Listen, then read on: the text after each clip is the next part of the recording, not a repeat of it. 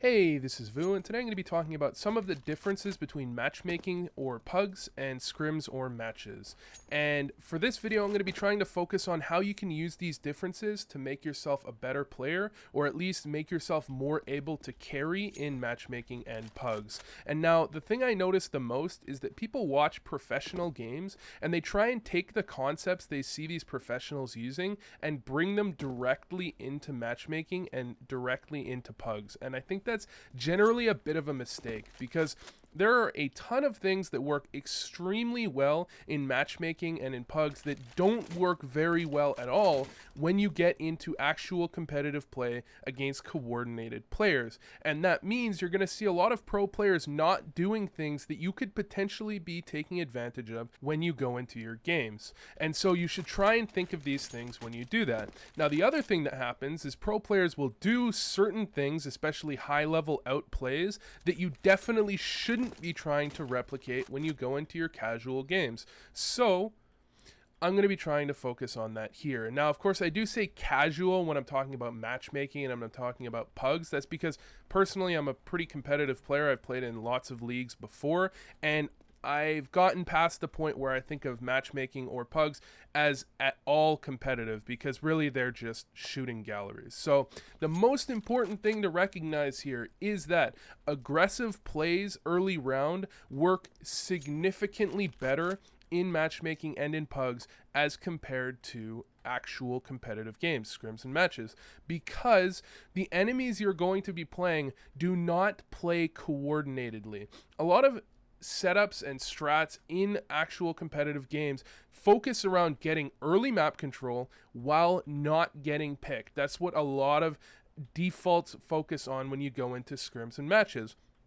However, when you look at these games in matchmaking, you're going to see that the majority of defaults just rely on everybody going different directions and trying to get a pick on their own. And now that's not necessarily a bad thing for when you play on T side, because that's something that definitely would not work when you go into a scrim or match game, or at least not nearly as well, because on T side you can focus on doing quite a few aggressive solo plays that will work very well because of the lack of coordination. However, that also means, as I said, that when you're on CT side, these aggressions work extremely well. Things like playing an off angle, which would generally not be as good when you get into scrims and matches, especially off angles. I mean specifically ones that are out in the middle of the open, like perhaps this one, or there are quite a few other ones to think about, like barrels here.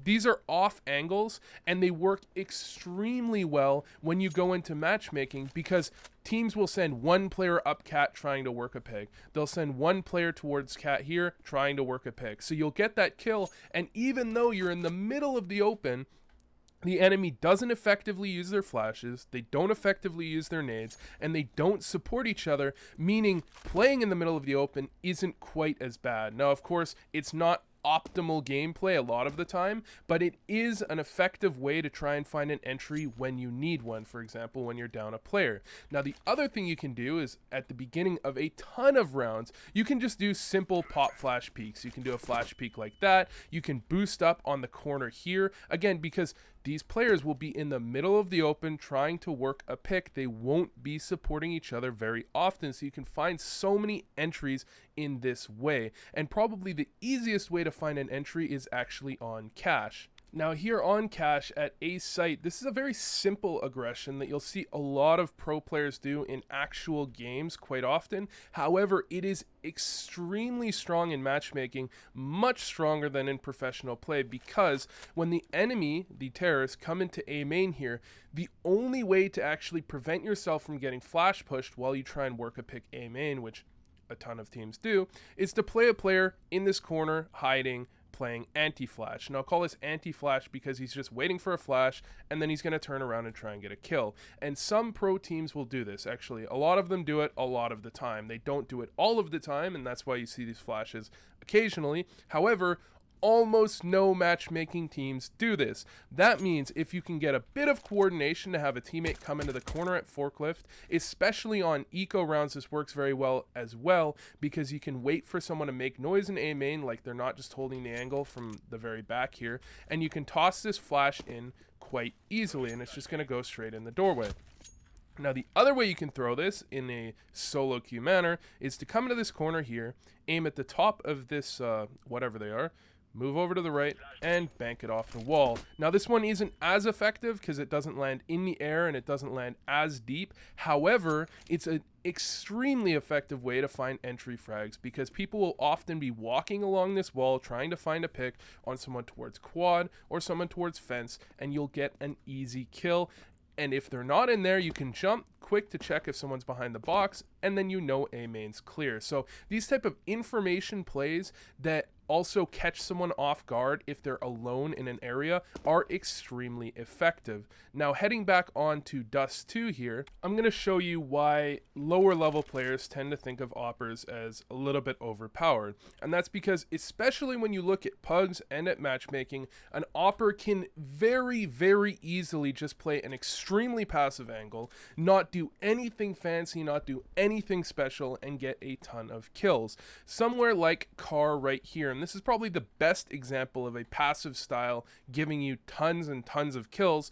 Just playing on top of Car, aiming at an angle here, take a shot, and instead of re-peeking where they might have an Opper posted up on you, you can just back up, another free shot, and so on, and you get 2 or 3 kills, and then they get control of the bomb site, but you've effectively won your team the round. Now, this might be a little bit counterintuitive because I'm saying, well, aggressions early work extremely well, and they do, especially for the fact that you might be playing with weak teammates, and getting those entries can give you a huge advantage to allow you to carry your team. However, what you really want to be doing as the most effective playstyle that you can play is an early aggression, for example, boosting up to catch someone lower, coming behind this little wall here, and for the record, they cannot see you from lower if you're here, getting a pick up here, or something along these lines, and then rotating back into a passive style where you can utilize your op effectively. Now, you might see in pro games this doesn't work quite as well, and that's because players on the enemy team are both more adept with the rifles, meaning they can come around corners and insta-headshot you, which matchmaking players, even at the highest level, generally can't do at all. But they also play much more together, and they use actual strats. And a lot of these strats actually focus on isolating Oppers and making their job extremely hard. For example, one of the ways people execute A on Dust 2 here is to smoke off right there.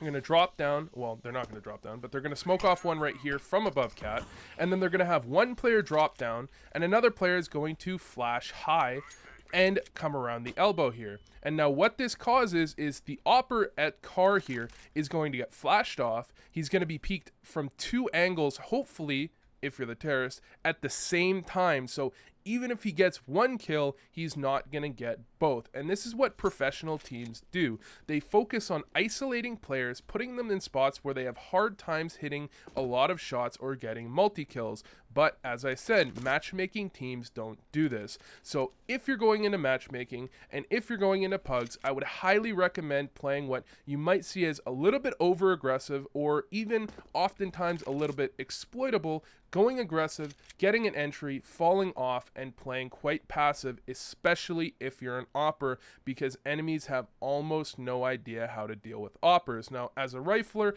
you can play a little bit more aggressive, you can do whatever you want, but matchmaking does tend to favor Oppers for these reasons.